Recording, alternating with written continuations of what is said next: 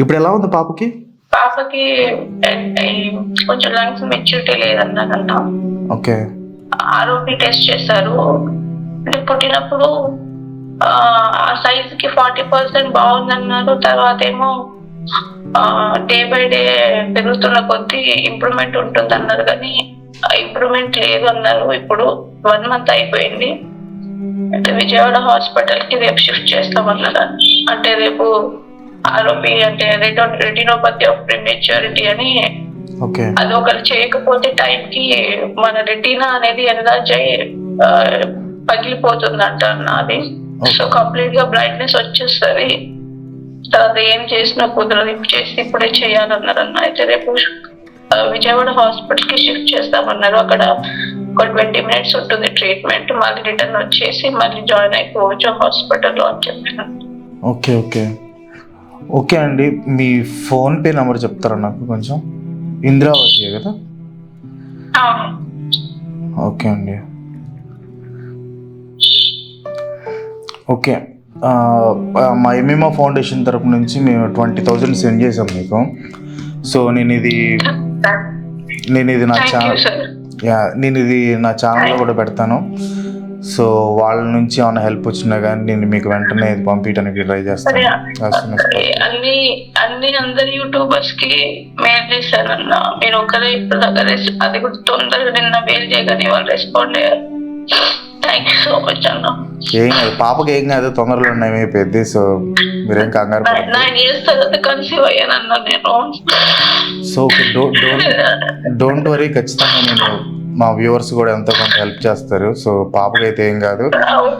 ఒక బేబీ కాపాడుకోనట్లు అదే ఎంత తీసుకెళ్ళి పెట్టుకుంటారు. మీరు కొంచెం ధైర్యంగా ఉండండి. తప్పకుండా మా తరఫు నుంచి ఇంకా హెల్ప్ చేయడానికి నేను ట్రై చేస్తాను. సో మా వ్యూవర్స్ని కూడా అడిగి తప్పకుండా పాపకి అయితే ఏం కాదు, మీరు ధైర్యంగా ఉండండి. ఓకేనా? పైన దేవుడు ఉన్నాడు. సో పాపను జాగ్రత్తగా చూసుకుని, ఓకేనా? నేను మళ్ళీ మీకు హెల్ప్ చేయడానికి నా వంతు ప్రయత్నం అయితే నేను చేస్తాను. Thank you. Please take care of your baby.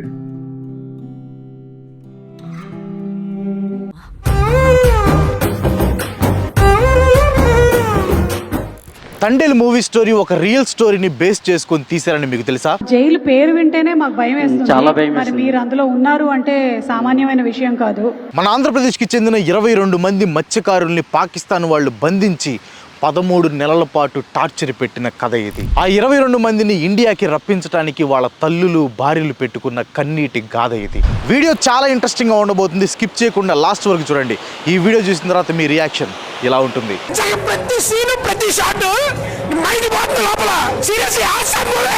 ఈ రోజు వీడియోలో తండేల్ మూవీ అసలు కథ ఏంటి, అసలు ఏపీ వాళ్ళు అక్కడెక్కడో ఉన్న పాకిస్తాన్ వాళ్ళకి ఎలా చిక్కారు, పాకిస్తాన్ జైల్లో అన్ని నెలలు ఎలా గడిపారు, వీళ్ళ విడుదలకి వైఎస్ జగన్మోహన్ రెడ్డి గారికి ఉన్న రిలేషన్ ఏంటి, లెట్స్ ఫైండ్ అవుట్. నవంబర్ 27, 2018 గుజరాత్లో ఉన్న వేరవెల్ అనే ప్లేస్ నుంచి 22 మంది తెలుగు వాళ్ళు 3 ఫిషింగ్ బోట్స్ వేసుకుని చేపల వేటకి అరేబియన్ సముద్రంలోకి వెళ్లారు. రోజులానే ఈ రోజు కూడా చేపలు పడుతున్నారు అని అనుకున్నారు. కానీ ఆ రోజే వాళ్ళని పాకిస్తాన్ వాళ్ళకి దొరికేలా చేస్తుందని, ఆ రోజే వీళ్ళ జీవితాల్లో 13 నెలలు చీకటిని నింపుతుందని వాళ్ళకు కూడా తెలియదు. చేపలు ఎక్కువ పట్టకపోతే జీతం సరిగ్గా రాదు, ఒకవేళ జీతం సరిగ్గా రాకపోతే ఇంట్లో గడవటం కష్టం అవుతుందని భావించి అలా వెళ్తూ పాకిస్తాన్ బార్డర్ వరకు వెళ్ళారు. వీళ్ళు వెళ్ళిన చోట చేపలు చాలా బాగా పడ్డాయి. అందరూ హ్యాపీగానే ఉన్నారు. కానీ అక్కడ అంత ఫుల్గా చేపలు పట్టడానికి కారణం అది పాకిస్తాన్ ఇండియాకి మధ్య ఉన్న బార్డర్ ఏరియా. ఆ విషయం వాళ్ళు తెలుసుకోలేకపోయారు. దీనికి మెయిన్ రీజన్ వీళ్ళు సముద్రంలోకి వెళ్ళాక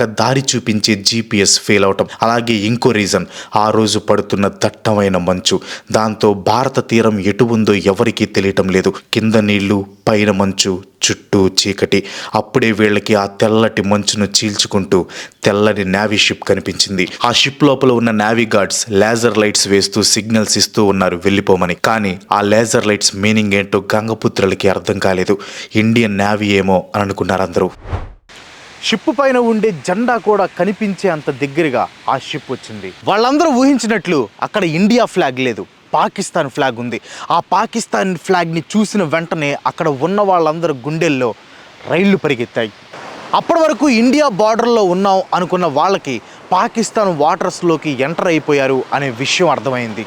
వెంటనే బోట్స్ స్టార్ట్ చేసి వెళ్దామని ఇంజిన్స్ కూడా స్టార్ట్ చేశారు. కానీ ఉన్న 3 బోట్స్లో ఒక బోట్ ఇంజిన్ స్టార్ట్ అవ్వలేదు. అంతలో ఈ 3 బోట్స్ని నేవీ వాళ్ళు చుట్టుముట్టేసి గాల్లో ఫైరింగ్ చేయటం మొదలుపెట్టారు. ఆ టైంలో వీళ్ళు ఇంకొంచెం బోట్ని ముందుకు నడిపినా వీళ్ళ ప్రాణాలు పోవటం గ్యారంటీ. మనోళ్ళు క్వశ్చన్ చేసిన పాకిస్తాన్ సరిగ్గా ఆన్సర్ ఇచ్చే టైప్ కాదు, అది మనందరికీ తెలిసిందే. అందుకే వాళ్ళు కూడా వెంటనే కదలకుండా ఉండిపోయారు. వీళ్ళందరినీ పాకిస్తాన్ గార్డ్స్ నేవీ షిప్ ఎక్కించారు. ఎక్కించిన వెంటనే వీళ్ళ A to Z ఇన్ఫర్మేషన్ తీసుకున్నారు. వాళ్ళని చాలా ప్రశ్నలు వేశారు. పాపం గంగపుత్రులు కూడా భయపడుతూ ఆన్సర్స్ ఇచ్చారు.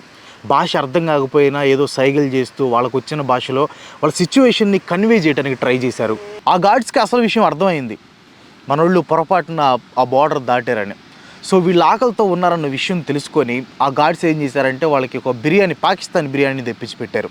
ఆ బిర్యానీ తిన్న తర్వాత వాళ్ళు అడిగిన ఫన్నీ క్వశ్చన్ ఏంటో తెలుసా? మీకు ఇండియా బిర్యానీ నచ్చిందా లేకపోతే పాకిస్తాన్ బిర్యానీ నచ్చిందా అని. యాక్చువల్గా మన వాళ్ళని ఆ గార్డ్స్ వచ్చేసి వదిలేయాలని అనుకున్నారంట. కాకపోతే ఇది 2 కంట్రీస్ మధ్య ఇష్యూ కాబట్టి ప్రోటోకాల్ ప్రకారం వాళ్ళు హయ్యర్ అథారిటీకి ఇన్ఫార్మ్ చేయాలి. సో వాళ్ళు ఇన్ఫార్మ్ చేస్తారు. ఇన్ఫార్మ్ చేసిన తర్వాత హయ్యర్ అథారిటీ పీపుల్ ఏమన్నారంటే వాళ్ళు వదిలిపెట్టద్దు, వాళ్ళని తీసుకొని రండి అని చెప్పారు. ఆ మాట వినగానే మన జాలర్లు గుండెల్లో బాంబు తేలింది. పాకిస్తాన్లో వీళ్ళని చంపినా కానీ వీళ్ళ శవం కూడా ఇంటికి చేరకపోవచ్చు.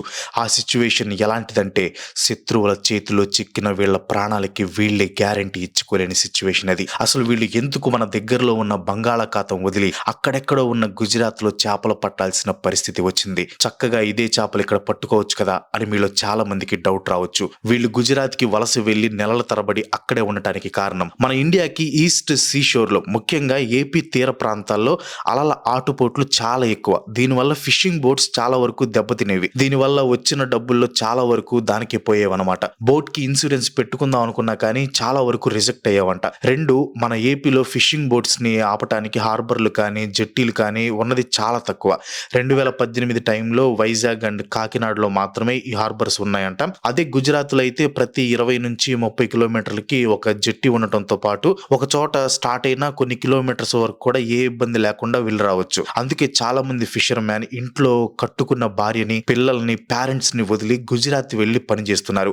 అది కూడా కేవలం 10 నుంచి 15,000 రూపాయల జీతానికి. చేపలు సరిగ్గా పట్టుకుంటే 10,000కు బదులు 5,000 చేతిలో పెట్టినా కానీ మోసుకొని తీసుకొని వచ్చేయాల్సిన పరిస్థితి గుజరాత్ లో. ఆ షిప్ లో కొందరు చేపలు పట్టడం, కొంతమంది పట్టిన చేపలు రిజర్వ్ చేయటం, ఇంకొంతమంది చిప్స్ ప్రిపేర్ చేసాం, ఇంకొంతమంది తండేల్ లాగా వర్క్ చేయడం తీసేవారు అనమాట. తండేల్ అంటే పుట్టింది చెప్తారు. తండేల్ అనేది గుజరాతీ పదం. దీని అర్థం బోట్ డ్రైవర్ అని. ఇతనే ఆ బోట్ కి లీడర్ లాగా ఉంటాడు, అంటే షిప్ కి ఉండే క్యాప్టెన్ అనుకోవచ్చు అనమాట. నాగ చైతన్య కూడా ఈ మూవీలో తండేల్ లాగా బోట్ నడుపుతూ ఉంటారు, మీరు కూడా గమనించవచ్చు. అందుకే ఈ సినిమాకి తండేల్ అని పేరు పెట్టారు. వర్క్ టైప్ మారొచ్చు కానీ కష్టం మాత్రం మారదు. బ్రతుకు తెరువు కోసం వెళ్ళిన వాళ్ళు బాధలు పట్టడం అలవాటు చేసుకున్నారు, అది కూడా 10,000 రూపాయల జీతానికి. ఇంట్లో వయసు అయిపోయిన తల్లిదండ్రులు, భార్య పిల్లలు బ్రతకాలంటే వీళ్ళ కష్టపడాలి, తప్పదు. నెల జీతపు డబ్బుల కోసం ఆ ప్లేస్ లో వల వేస్తే చేపలు బాగా దొరుకుతాయని పోయిన వీళ్లే పాకిస్తాన్ వలలో చిక్కుకుని చిత్రహింసలు అనుభవించారు. ఆ దొరికిన వాళ్ళలో 14 మంది వరకు మత్స్యలేశం గ్రామం నుంచి, పేరు సరిగ్గా పలికడం లేదో తెలీదు, ఇది శ్రీకాకుళం డిస్టిక్ లో ఉందన్నమాట. మిగతా 8 మంది వచ్చేసి విజయనగరం, తూర్పు గోదావరి వాళ్ళంట. ఇక్కడ మీకు ఇంకో ఇంపార్టెంట్ విషయం చెప్పాలి. తండేల్ రామారావు గారి ప్రకారం వీళ్ళు అసలు పాకిస్తాన్ బార్డర్లోకి ఎంటర్ అవ్వలేదంట. వీళ్ళున్న చోటికి పాకిస్తాన్ బార్డర్కి దాదాపు 5 కిలోమీటర్స్ దూరం ఉందంట. కానీ ఆ టైంలో అక్కడ మన ఇండియన్ నేవీ వాళ్ళు లేకపోవడంతో పాకిస్తాన్ వాళ్ళు ఇలా చేశారు అని చెప్పారు. Cheap typical Pakistani things. ఇక వీళ్ళని షిప్లో ఎక్కించుకున్న పాకిస్తాన్ నేవీ గార్డ్స్ 118 కిలోమీటర్లు ట్రావెల్ చేసి కరాచీ జైల్లో వీళ్ళని వేశారు. జైల్లో వీళ్ళ పుట్టుమచ్చలతో సహా ప్రతి డీటెయిల్ని తీసుకున్నారు. పేరు, తండ్రి పేరు, తాత పేరు, భార్య పిల్లల పేర్లు, ఊరు, జిల్లా, రాష్ట్రం, ఇలా ప్రతిదీ అడిగారు. వాటిని జాగ్రత్తగా నోట్ చేసుకున్నారు కూడా. ఈ మాటని ఎందుకు స్ట్రెస్ చేసి చెప్తున్నానో మీకు తర్వాత అర్థమవుతుంది. వీళ్ళు తమ ప్రాణాలని అరచేతిలో పెట్టుకుని కరాచీ జైల్లోకి ఎంటర్ అయ్యారు. ఆ జైల్లో ఆల్రెడీ అరెస్ట్ అయిన ఇండియన్స్ అప్పటికే 400 మంది వరకు ఉన్నారంట. అది కూడా ఒక్కొక్కరు 4-5 సంవత్సరాల నుంచి జైల్లో మగ్గిపోతున్నారంట. అదే పాకిస్తాన్ వాళ్ళు మన ఇండియాకి వస్తే మాత్రం మనం ఎలా ట్రీట్ చేస్తామో కింద కామెంట్ చేయండి. ఇంకా తండేల్ రామారావు గారి పరిస్థితి అయితే ఇంకా ఘోరం. ఎందుకంటే ఆయన జైల్లోకి అడుగు పెట్టే టైంలో తన వైఫ్ 7 months ప్రెగ్నెంట్. ఒకసారి పాకిస్తాన్ జైల్లోకి వెళ్తే బయటికి వస్తారో లేదో కూడా తెలియని పరిస్థితి. పాకిస్తాన్లో ప్రాణాలు పోతే తన భార్య పిల్లలు ఒంటరైపోతారు. ఇంకొంతమందికి అయితే అసలు రిలీజ్ అవుతామని ఆశ కూడా చచ్చిపోయింది. మరికొందరైతే మనం చచ్చిపోయిన తర్వాత కనీసం మన శవమైన ఇంటికి చేరుతుందా లేదా అని బాధపడ్డారంట. ఆ భయం బాధలతో వచ్చిన కోపాన్ని అందరూ కలిసి ఆల్రెడీ బాధపడుతున్న రామారావు మీద చూపించారు. నీ వల్లే మేమందరం ఇలా జైలుకు వచ్చాం, నీ వల్లే మా ప్రాణాలు పోతున్నాయని రామారావు వాళ్ళందరికీ ధైర్యం చెప్తూ తనకి తాను కూడా ధైర్యం చెప్పుకున్నాడు. మొదటి వారం రోజుల పాటు ఏ పని కూడా వాళ్ళతో చేపించలేదు. కానీ వారం తర్వాత వీళ్ళకి నరకం మొదలైంది. ఆ జైల్లో ఉండే పోలీసులు వీళ్ళ చేత బాత్రూమ్లు కడిగించడం, మట్టి మోపించడం, రాళ్లు కొట్టించడం, గడ్డి పీకించడం, ఇలా ప్రతి పని కూడా చేయించేవారంట. హెల్త్ బాగాలేని ముసలి వాళ్ళని కూడా కొట్టి మరీ పనులు చేయించేవారు. ఇంత కష్టపడినా కానీ పూటకి 2 చపాతీలు లేదా కప్పు అన్నం మాత్రమే పెట్టేవాళ్ళు. కేవలం జడ్జిలు, లాయర్లు, హైయర్ అఫీషియల్స్ వచ్చినప్పుడు మాత్రమే ఇండియన్స్ చేత ఏ పని చేపించేవారు కాదంట. ఎందుకంటే రూల్స్ ప్రకారం ఇండియన్స్ చేత ఇట్లాంటి కఠినమైన పనులు చేపిస్తే అది 2 దేశాల మధ్య పెద్ద ఇష్యూకి దారితీస్తుంది. అందుకే హైయర్ అఫీషియల్స్ వచ్చినప్పుడు మాత్రం ఏ పని చేయించేవాళ్ళు కాదు. బట్ వాళ్ళు లేనప్పుడు మాత్రం నరకం చూపించేవాళ్ళు. ఆ నరకం ఎలా ఉండేదంటే జైల్లో గడిపిన వీళ్ళు రిలీజ్ అయిన తర్వాత కూడా ఆ రోజులను గుర్తు తెచ్చుకొని భగవంతుడా మాకెందుకు ఇలాంటి రాత రాసామని బాధపడే వాళ్ళంటే మీరు ఒకసారి అర్థం చేసుకోండి వాళ్ళు పడిన నరకం ఎలాంటిదో అని. ఇంకో విషయం ఏంటంటే వీళ్ళు అసలు జైల్లో పడ్డారని, అది కూడా పాకిస్తాన్ జైల్లో పడ్డారని ఇంట్లో వాళ్ళకి తెలుసో లేదో అనే విషయం కూడా వీళ్ళకి తెలియదు. ఇన్ కేస్ తెలిసేలా చేస్తే వాళ్ళు ఏదో ఒకటి చేసి వీళ్ళని బయటికి తీసుకొస్తారు అనే నమ్మకం అయితే వాళ్ళకు ఉంది. అందుకే అందరూ కలిసి ఎవరింటికి వాళ్ళు ఉత్తరాలు రాశారు. ఆ లెటర్స్ని జైలర్స్ తీసుకుని వాటిని గవర్నమెంట్ అఫీషియల్స్ చెక్ చేసి పోస్టల్ డిపార్ట్మెంట్కి అందించేవారు. వాటిల్లో చాలా వరకు లెటర్స్ అసలు ఇంటికి చేరలేదంట. ఒక వ్యక్తి అయితే జైల్లో ఉన్నప్పుడు 7 లెటర్స్ రాస్తే వాళ్ళ ఇంటికి కేవలం 2 లెటర్స్ మాత్రమే రీచ్ అయ్యాయంట. మరి మధ్యలో పాకిస్తాన్ వాళ్ళు ఏమైనా చేశారో అది వాళ్ళకి తెలియాలి. ఆ జైల్లో ఉన్న 100 మంది ఇండియన్స్కి వాళ్ళ ఇంట్లో ఉన్న వాళ్ళు రాసిన ఉత్తరాలు నెలకొకసారి పెద్ద బస్తాలు వచ్చేవంట. వాటిల్లో నుంచి వెతుక్కుని చదువుకునే వాళ్ళంట.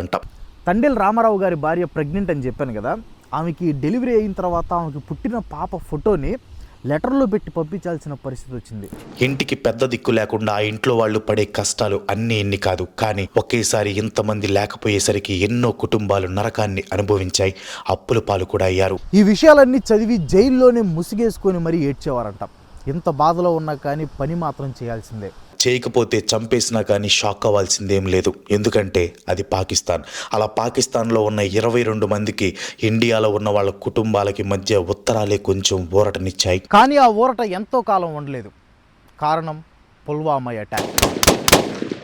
2019 ఫిబ్రవరి 14 వ్యాలంటైన్స్ డే రోజున జమ్మూ అండ్ కాశ్మీర్లో 40 మంది సిఆర్పిఎఫ్ సిబ్బందిని సూసైడ్ కార్ బాంబుతో పాకిస్తాన్ ఉగ్రవాదులు చంపేశారు. ఆ తర్వాత ఫిబ్రవరి 26న మన ఆర్మీ పాకిస్తాన్కి వెళ్లి మరీ టెర్రరిస్టులను చంపింది. ఇలా కొన్ని రోజుల పాటు 2 దేశాల మధ్య మళ్ళీ హీట్ అట్మాస్ఫియర్ క్రియేట్ అయింది. దాని కారణంగా ఉత్తరాలు కూడా ఆగిపోయాయి. అసలే పాకిస్తాన్, అందులోనూ వేడి వాతావరణం క్రియేట్ అయింది. పాకిస్తాన్ పగతో వాళ్ళ జైల్లో ఉన్న ఇండియన్స్ని చంపనైనా చంపొచ్చు. ఇదే భయం, బాధ వాళ్ళ ఫ్యామిలీలో కూడా కలిగింది. ఆ 22 మంది బతుకున్నారో లేదో కూడా తెలుసుకునే అవకాశం కూడా కుటుంబాలకి లేకుండా పోయింది. మొదటి నుంచి కూడా వాళ్ళని విడిపించడానికి వాళ్ళ ఫ్యామిలీ మెంబర్స్ కాళ్ళరిగేలాగా ప్రతి ఆఫీస్ కి కూడా తిరిగారు. వైజాగ్, ఢిల్లీ కూడా తిరిగారంట. వైఎస్ జగన్మోహన్ రెడ్డి గారు పాదయాత్రలో భాగంగా శ్రీకాకుళంకి వచ్చినప్పుడు ఆయనకి కూడా వినతి పత్రం అందించారు. ఆ టైంలో అధికారంలో ఉన్న టీడీపీ పొలిటీషియన్స్ ని కూడా కలిశారు. వాళ్ళలో కొందరు ఆర్థిక సాయం చేశారు, కొందరు ఢిల్లీలో ఉన్న విదేశాంగ మంత్రి సుష్మా స్వరాజ్ గారికి రిక్వెస్ట్ లెటర్ కూడా సెండ్ చేశారు. కానీ పని జరగలేదు.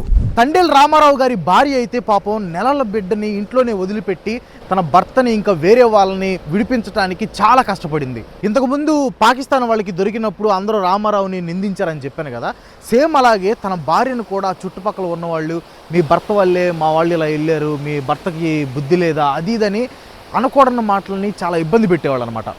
దాంతో ఎలాగైనా వాళ్ళందరినీ విడిపించాలనే పట్టుదల, సంకల్పం అందరిలో కంటే రామారావు గారి భార్యలో ఎక్కువైంది. ఆ టైంలోనే ఏపీలో అసెంబ్లీ ఎలక్షన్స్ వాతావరణం కూడా స్టార్ట్ అయింది. పాలిటీషియన్స్ జనాల్లోకి వచ్చే సీజన్ ఇదొక్కటే అని అందరికీ తెలుసు. ఈ అవకాశాన్ని చేజార్చుకుంటే మళ్ళీ రాదని ఆ 22 మంది కుటుంబాల వాళ్ళు కూడా అప్పులు చేసి మరి ఇంట్లో పిల్లల్ని తెలిసిన వాళ్ళ దగ్గర వదిలిపెట్టారు. జరిగే ప్రతి పొలిటీషియన్ మీటింగ్కి వెళ్ళటం స్టార్ట్ చేశారు. వినతి పత్రాలు అందజేసేవాళ్ళు, వాళ్ళ బాధలు చెప్పుకునేవారు. ఎలక్షన్స్ కంప్లీట్ అయిపోయాయి. జగన్మోహన్ రెడ్డి గారు సీఎం అయ్యారు. ఈ కుటుంబాలకి పాదయాత్రలో ఇచ్చిన మాట ప్రకారం ఈ కుటుంబాలందరినీ ఢిల్లీలో ఉన్న విదేశాంగ మంత్రి సుష్మా స్వరాజ్ గారిని కలిసి ఏర్పాటు చేశారు. సుష్మా స్వరాజ్ని కలిసి వీళ్ళు ఎన్నో నెలలుగా ఎదుర్కొంటున్న బాధని, పడుతున్న కష్టాన్ని అన్ని బయటపెట్టారు. వీళ్ళకి సపోర్ట్గా వైసీపీ పార్టీ కూడా ఉండటంతో వెంటనే పాకిస్తాన్ గవర్నమెంట్తో మాట్లాడి బంధించబడిన 22 మందిని విడిపించడానికి వెంటనే ఏర్పాట్లు చేశారు. కానీ ఇనిషియల్గా 22 మందిలో 20 మందిని మాత్రమే విడుదల చేశారు. 2 మాత్రం జైల్లోనే ఉంచారు. దానికి కారణం ఏంటంటే, ఇందాక నేను ఒక విషయం చెప్పాను కదా, జైల్లోకి ఎంటర్ అయినప్పుడు A to Z డీటెయిల్స్ అన్ని తీసుకొని నోట్ చేసుకున్నారని. విడుదలయ్యే టైంలో కూడా ఆ డీటెయిల్స్ ని తూచా తప్పకుండా చెప్పాలి. ఏ మాత్రం మిస్టేక్ చెప్పినా కానీ జైల్లో ఉంచేస్తారు. అలా 22 మందిలో 2 జైల్లోనే ఉన్నారు. ఆ తర్వాత రిలీజ్ అయ్యారో లేదో సమాచారం అయితే అంతగా దొరకలేదు. విడుదల చేశారని అనుకుంటున్నాను. ఇంకా 20 మంది విషయానికి వస్తే జనవరి 6, 2020 జైలు నుంచి కాదు పాకిస్తాన్ జైలు నుంచి విడుదలయ్యారు. ఆ రోజు వాళ్ళు పునర్జన్మ ఎత్తారు అని చెప్పొచ్చు. పాకిస్తాన్ నుంచి మొదటిగా ఢిల్లీ చేరుకున్నారు. చేరుకున్న వెంటనే ఇంటికి కాల్ చేసి ఏడుస్తూ మాట్లాడారు. కంటి నిండా ఆనంద బాష్పాలు వస్తున్నాయి. 13 నెలలు నరకం అనుభవించిన తర్వాత వచ్చిన వాళ్ళ ముఖాల్లో మొదటిసారి చిరునవ్వు వచ్చింది. ఇలా ఇంటికి చేరుకున్న తర్వాత చాలా మంది ఏదో చిన్న చిన్న పనులు చేసుకుంటూ ఉన్నారు తప్పితే ఎవరు కూడా మళ్ళీ గుజరాత్ వెళ్ళి చేపలు పట్టాలనే ప్రయత్నం చేయలేదు. ఎందుకంటే ఆ చీకటి గుర్తులు ఇంకా వాళ్ళలో అంతే ఉండిపోయాయి. వీళ్ళు జైలు నుంచి విడుదలయ్యే టైంకి అప్పటికే ఆ జైల్లో సంవత్సరాల తరబడి విడుదలకి నోచుకోకుండా నరకం అనుభవిస్తున్న భారతీయులు ఎందరో ఉన్నారు. ఇంకా చెప్పాలంటే వీళ్ళు జస్ట్ 13 నెలల్లోనే రిలీజ్ అవ్వటం అనేది గ్రేట్ అని అక్కడ ఉన్న ఖైదీలు కూడా అన్నారంట. ఇలా 13 నెలల్లోనే తొందరగా విడుదలవ్వడానికి కారణం మాత్రం మొదటిగా పట్టు వదలకుండా తమ వారిని కాపాడుకోవాలని ఆడవాళ్ళందరూ కలిసి అలుపు లేకుండా చేసిన కృషి ఫలితమే అని చెప్పొచ్చు. వీళ్ళ నిరంతర కృషికి వైసీపీ పార్టీ అండగా నిలిచి సెంటర్తో మాట్లాడి పాకిస్తాన్ని ఒప్పించి మన వాళ్ళు తిరిగి వచ్చేలా చేశారు. ప్రతి మగాడి వెనక ఒక ఆడది ఉంటుందో లేదో తెలియదు, కానీ వీళ్ళు విడుదలై పొందిన మరో జన్మ వెనక ఉంది మాత్రం ఆడవాళ్లే. అసలు ప్రాణాలే ఉండవనుకున్న జీవితాల్లోకి జనవరి 2020 సంక్రాంతి వేడుకలు తీసుకొని వచ్చారు ఈ ఆడవాళ్ళు. బ్రతుకు తెరువు కోసం వెళ్ళిన వీళ్ళు నరకంలో బాధలు పడి తిరిగి ఇంటికి వచ్చిన వీళ్ళ కథ అనేది ఒక సినిమాగా మారటానికి మొదటి రీజన్ కార్తిక్ అనే రైటర్. మెయిన్ కారణం రైటర్, ఈ సినిమా రాసిన వారికి కార్తిక్ గారికి కృతజ్ఞతలు అండి. ఎందుకంటే ఆయన ద్వారా ఇక్కడికి వచ్చామండి మేము. ఇతను విడుదలైన ప్రతి ఒక్కరిని కలిసి వాళ్ళతో 3 సంవత్సరాల పాటు ట్రావెల్ చేసి వాళ్ళ బాధలు కష్టాలు అన్ని 360 డిగ్రీస్లో మొత్తం తెలుసుకొని దీన్నంతా ఒక కథగా రాశాడంట. ఆ కథ ఇప్పుడు తండేలుగా థియేటర్స్లోకి వస్తుంది. తండేల్ రామారావు గారితో మీడియా ఈ మూవీ గురించి అడుగుతూ, మీ జీవితం మీద సినిమా వస్తుంది కదా, దానిపై మీ అభిప్రాయం ఏంటి అని అడిగితే ఆయన ఇచ్చిన సమాధానం ఏంటో తెలుసా? ఇప్పటిదాకా చేపలు పడుతున్న మాలాంటి వాళ్ళకి సమాజంలో ఎలాంటి గుర్తింపు లేదు. ఈ సినిమాతో మాలాంటి వాళ్ళకు ఒక గుర్తింపు వస్తుంది, అదే మాకు సంతోషం అని అన్నాడు. So that's it today. ఈ వీడియో మీకు ఎలా అనిపించిందో కింద కామెంట్లో పోస్ట్ చేయండి. వీడియో చాలా ఇంట్రెస్టింగ్గా ఉందని నేను అనుకుంటున్నాను. సో వీడియో నచ్చితే ఒక లైక్ కొట్టి మీ ఫ్రెండ్స్ అండ్ ఫ్యామిలీకి షేర్ చేయండి. ఇలాంటి వీడియోస్ మీరు 2 చేయడానికి నాకు సపోర్ట్ చేయాలనుకుంటే వెంటనే మన ఛానల్కి సబ్స్క్రైబ్ చేసుకోండి. ఇంకో మంచి ఎపిసోడ్తో మళ్ళీ కలుసుకుందాం. అంతవరకు సెలవు. Bye bye.